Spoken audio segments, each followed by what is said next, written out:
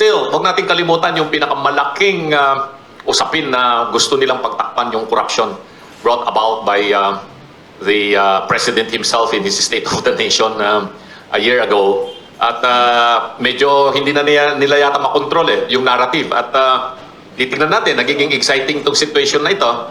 At hindi natin alam kung saan ito patutungo. But let us start with the International Criminal Court. Alam naman po natin na tayo naging membro ng ICC sometime in November 1, I think, of 2011, if I'm not mistaken. And then nag-withdraw tayo noong March 17, 2018 through a letter sent by the Department of Foreign Affairs to the ICC. No?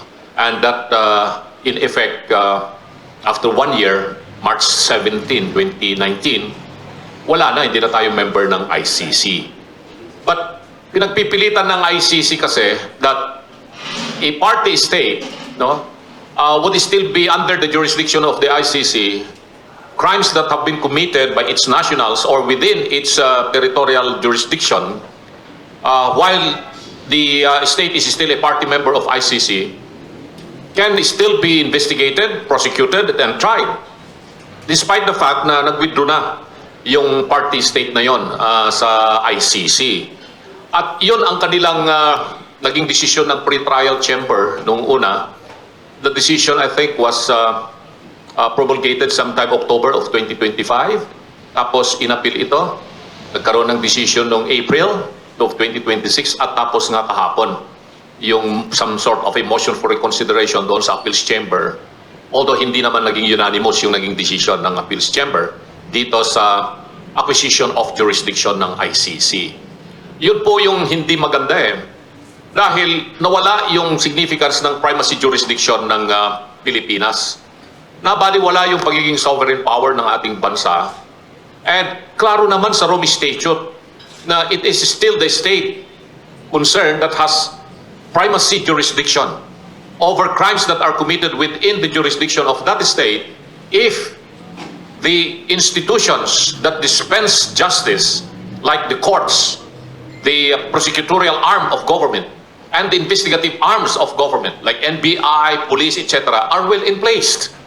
Hindi dapat magkaroon ng jurisdiction ng ICC over all crimes that are committed here in the country, whether these are war or crimes of genocide, crimes against humanity, war crimes, or even crimes against aggression.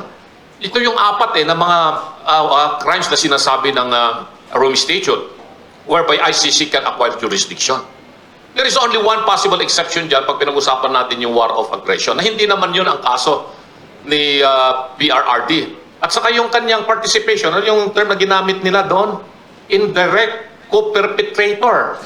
Hindi nga siya, principal by direct participation or principal by indispensable cooperation or by inducement. So, maliwanag talaga na talagang hinila nilang masyado, binanat nila ng husto yung gagawin para lang magkaroon sila ng poster boy doon sa ICC. Two reasons. Wala nang ibang kaso kasi yung ICC na hinahawakan ngayon kung hindi yung Duterte case lang. And there are millions and millions of dollars being spent by funding states. Most of them are European states and some other Asian states. Pero after that, after the Duterte case, pag dinismiss nila ito, ano bang gagawin nila doon? How can they justify the millions of dollars they are spending for the operation of the ICC? So I think that is one motivation.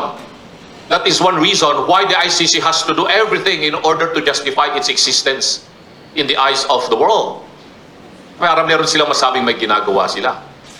Pangalawa, nakakatakot yung kanilang ginawa ngayon because they have set a precedent that has a retroactive effect in a way. Kaming mga abogado, basic yan.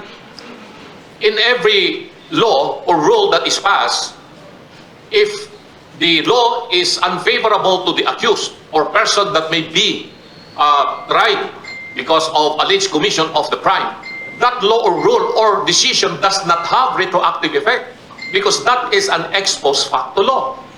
Klaro yan, yung principle of ex post facto in our constitutional law and in the constitutional law of other countries or even in international law, it cannot be applied because any decisions, any ruling, any issuance or any law for that matter that is enacted can only have prospective application. Pero this particular case of PRRD, binigyan nila ng retroactive application yung kanilang decision to acquire jurisdiction over the person of PRRD. Despite the fact na meron nga yung tinatawag nila dyan, yung nag-withdraw na tayo, 1 year na yung nakakaraan eh. Remember that the investigation was only authorized by the pre-trial chamber sometimes 2021. 2021 na nila ito inauthorize eh, yung investigation. And we were no longer member of the ICC as of March 17, 2019. So 2 years thereafter pa lang nila, nag-issue ng authority to investigate the alleged crime against humanity.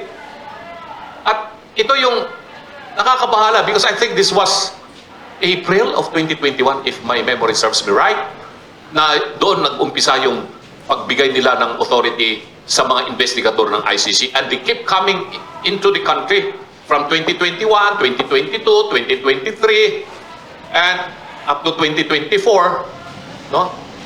Doon napabalita naman na nakipagpulong itong mga ICC investigators dito sa matataas na mga opisyal ng pamahalaan, at karamihan sa mga ito, sila yung sinasabing nasasangkot ngayon sa mga anomalyang flood control projects kung saan daang-daang bilyon kung hindi trilyon ang nawalang pera ng taong bayan na nailagay sa mga maleta na kung saan ito dinala, maaring siguro may mga maletang nakarating pa sa the Netherlands. Kaya kaduda-duda talaga itong naging desisyon ng ICC. At ang masakit nito, hindi katulad dito sa ating bansa, pag nagkaroon ng preliminary investigation, ang, let us say, Department of Justice, o kaya ang ombudsman, padadalhan ng notice or summon or subpoena yung respondent para maghain ng kanyang mga counter affidavits doon sa mga complaints, allegations in the complaints para sagutin. Wala pang issuance ng warrant of arrest. Preliminary investigation pa lang yun eh. And even if there is already a findings doon sa preliminary investigation that a crime may have been committed, that's the only time na pupunta sa korte at magre-request, magpa-file ng information, then mag-request for the issuance of a warrant of arrest. At yung judge ay examinin niya ng may tindi itong mga binahaing mga ebidensya and determine the existence of probable cause. Pag may probable cause, then that's the time that they will issue a warrant of arrest. Doon sa ICC, baliktad. Ano pa lamang yun? Investigation pa lang. Determining lang whether there is a commission of a crime, a probable cause that a crime may have been committed by a person. Nag-issue na sila kaagad ng warrant of arrest.